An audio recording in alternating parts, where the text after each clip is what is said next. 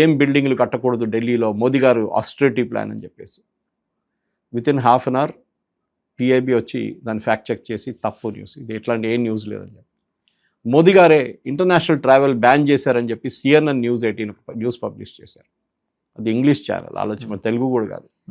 దాన్ని మోదీ గారు fact check చేశారు. ఆలోచించకుండా ప్రధానమంత్రి వచ్చి ఫ్యాక్ట్ చెక్ చేయాల్సింది, ఇది అబద్ధం, ఇట్లాంటి ఏం న్యూస్ లేదని.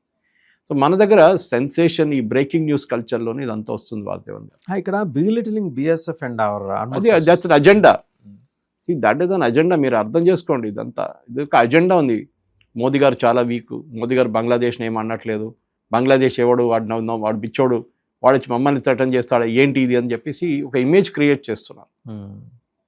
ఇది కన్సిస్టెంట్గా ఉంది. ఇది ఈవెన్ మీరు లాస్ట్ టైం హకీంపూర్ చెక్ పోస్ట్లో కూడా జరిగినప్పుడు, అక్కడ వచ్చిన ప్రజలకు నీళ్ళు ఇవ్వట్లేదు, అది ఇవ్వట్లేదు, ఎవరు చూసారా? నువ్వు వెళ్ళావు అక్కడ? ఇక్కడ కూర్చొని న్యూస్ స్టూడియోలో కూర్చొని న్యూస్ రాయడం, ఎవడో విజువల్ పంపిస్తాడు, ఏదో సెన్సేషన్ న్యూస్ చెప్తాడు. ఇక్కడే నేను చాలామంది నిన్న